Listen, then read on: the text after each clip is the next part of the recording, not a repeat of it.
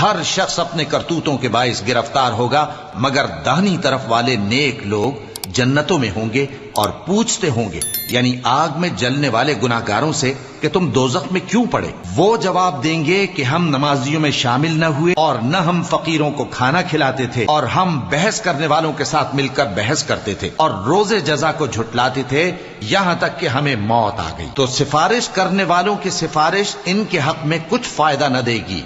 ان کو کیا ہوا ہے کہ نصیحت سے روگرداں ہو رہے ہیں، گویا گدھے ہیں کہ بدک جاتے ہیں جو شیر سے ڈر کر بھاگ جاتے ہیں۔ اصل یہ ہے کہ ان میں سے ہر شخص یہ چاہتا ہے کہ اس کے پاس کھلی ہوئی کتاب آئے، ایسا ہرگز نہیں ہوگا۔ حقیقت یہ ہے کہ ان کو آخرت کا خوف ہی نہیں۔ کچھ شک نہیں کہ یہ قرآن نصیحت ہے، تو جو چاہے اسے یاد رکھے، اور یاد بھی تبھی رکھیں گے جب اللہ چاہے۔ وہی اس لائق ہے کہ اس سے ڈرا جائے، اور وہی معاف کرنے والا ہے۔